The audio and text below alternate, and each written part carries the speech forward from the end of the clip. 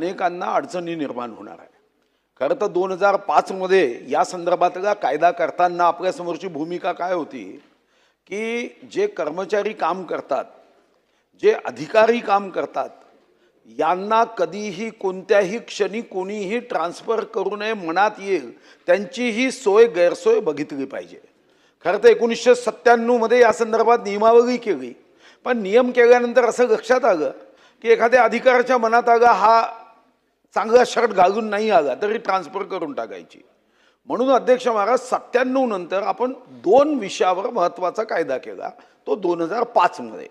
एक ज्याच्यामध्ये बदलीचं विनियमन केलं आणि दुसरं नसती निपटारा, हे 2 विषय केले. आज मंत्री महोदय ज्या गोष्टीसाठी आले आहे ती त्यामध्ये साधारणतः एप्रिल मे मध्येच बदली करण्याची तरतूद आहे. आता जनगणना असल्याने 30 जून 2026 रोजी पर्यंत आसपास आपल्याला बदल्या करता येईल. अध्यक्ष महाराज, त्यांनाही परिवार आहे, कुटुंब आहे, गाव सोडावं लागतं, ॲडमिशन मिळत नाही. आणि मी माननीय मंत्री महोदयांच्या लक्षात आणून देतो, एवढा हट्ट आग्रह काय शासनाचा. खरं तर जेव्हा ही ट्रान्सफर तुम्ही आता थांबल्या, पुढच्या वर्षी करा, एवढं काय आकाश कोसळताय. आणि तुम्ही तसेही 30% बदली एकूण पदाच्या करू शकता. अध्यक्ष महाराज, हा एक नियम जर तुम्ही आता थांबवला तर राज्याचे 100 कोटी रुपये वाचणार आहे. याचं कारण काय? अ ब क मध्ये आपण जेव्हा ट्रान्सफर करतो, 1 वर्ष तुम्ही नाही केल्या बदल्या, हे जनगणना आहे, हे अगं आपण असं समजू की हे इष्टापत्ती आहे, तुम्ही नाही केल्या बदल्या, 100 कोटी वाचेल. अध्यक्ष महाराज, आम्ही 10-10, 5-5 कोटीसाठी मागणी करतो, आम्हाला मिळत नाही आहे. कारण बदलीचा दुसरा नियम आम्ही काय केला अध्यक्ष महाराज, TTA ट्रान्सफर ट्रॅव्हलिंग अलाउन्स हा द्यावा लागतो. तो साधारणतः त्याच्या पगारानुसार 30,000 ते 1,50,000 रुपयापर्यंत आहे. कंपोजिट ट्रान्सफर संमिश्र बदली अनुदान द्यावं लागतं. मग त्याला वैयक्तिक आणि कौटुंबिक प्रवास खर्च द्यावा लागतो, घरगुती सामान वाहतूक खर्च द्यावा लागतो, दैनिक भत्ता व आकस्मिक खर्च द्यावा लागतो. अध्यक्ष महाराज, आता 1 वर्ष समजा जनगणनेमुळे तुम्ही महसूल विभागाच्या, बाकी विभागाच्या बदल्या मॅक्झिमम होऊनच गेल्या, महसूल विभागाच्या बदल्या थांबवल्या, त्याच्यानी काय अडचण येणार अध्यक्ष महाराज. आणि अध्यक्ष महाराज, यामध्ये आपण मॅट मध्ये कोणी जाऊ नये म्हणून हे बिल आणताय, बाकी काय. तुम्हाला तुमच्या मनासारख्या बदल्या करता याव्या, त्याच्या कुटुंबाचं, मुलांचं, मुलींचं काही झालं तरी चालेल.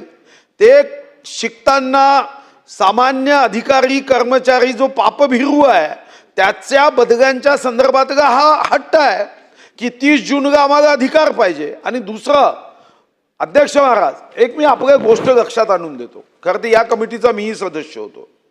अध्यक्ष महाराज, कायदा तेव्हाही आपण फ्लेक्झिबल केला आहे.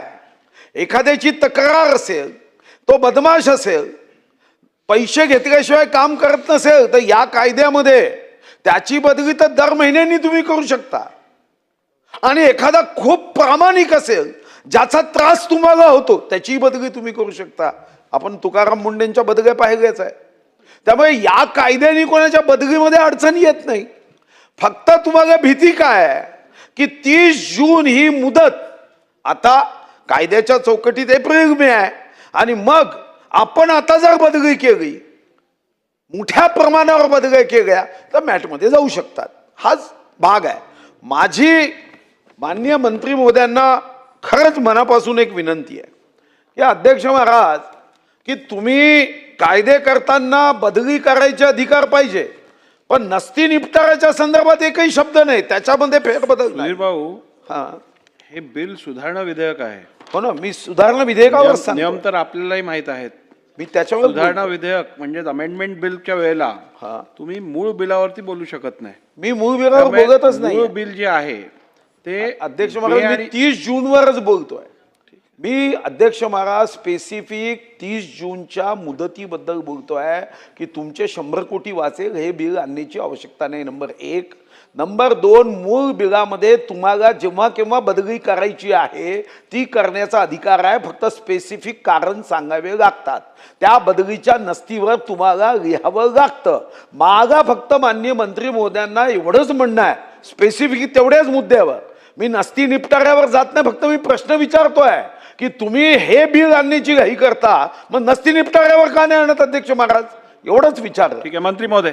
नाही अध्यक्ष महाराज, पुढचं ती उद्या. म्हणून माझी मंत्री महोदयांना विनंती आहे की हे ठीक आहे की तुम्ही घाईघाईनी किंवा काहीतरी तर्क देऊन हे बिल मंजूर कराल, पण कारण नसताना ज्यांच्या ट्रान्सफर तुम्ही आता कराल त्यांच्या मुलांच्या बद्दुआ घेतल्याशिवाय राहणार नाही.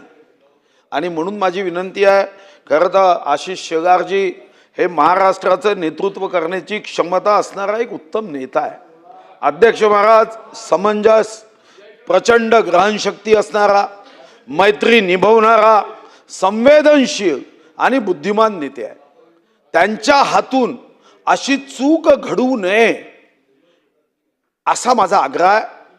कदाचित त्यांना सांगितलेलं ते काम नीटपणे करतात, त्यामुळे नीट करतील ते, की आता ते म्हणतील की काहीतरी कारणं सांगतील. पण मी पुन्हा सांगतोय की 30 जूनची मर्यादा ही वाढवण्याची आवश्यकता नाही. जनगणना कर्मचारी म्हणून ते काम जनगणनेमध्ये करताय आणि तुम्हाला एखाद्याला स्पेसिफिक ट्रान्सफर करायची असेल तर करता येते. सामूहिक ट्रान्सफर करून त्यापेक्षा 100 कोटी जे वाचतील त्यापैकी 10% आमच्या मतदारसंघात विकासासाठी द्या. पैसे नाही असं एकीकडे म्हणतो आणि दुसरीकडे बदल्यांवर 100 कोटी रुपये आपण TTA खर्च करतो आहे, कारण यामध्ये हे पैसे वाचवावे. आणि मग विश्वास आहे की आशिष शेलारजींना या दृष्टीने माझी शुभकामना आहे की कधी कधी धैर्याने काम करायचं असते, धैर्याने ते काम करतील. जय भवानी जय शिवाजीचा मंत्र स्वतःच्या मनात पुटपुटूट ते काम करतील असा मग विश्वास आहे. पण या संदर्भात हे बिल मागे घ्यावं. यामध्ये काही सन्मान सरकारने मागे घेतलं म्हणजे आता काहीतरी अडचणी येतात असं नाही. आपण 30 जूनच्या मुदतीबद्दल हट्ट करू नका. नाहीतर ठीक आहे, चांदोबा आपण वाचत होतो, विक्रमादित्य आणि वेताळच्या कथेनंतरही काही लोक हट्ट सोडतच नाही. तसं असेल तर माझी अडचण नाही. पण या बिलाच्या संदर्भात माझी आग्रहाची सूचना आहे की त्या छोट्या छोट्या शाळेत शिकणाऱ्या मुलांची बद्दुआ घेऊ नये.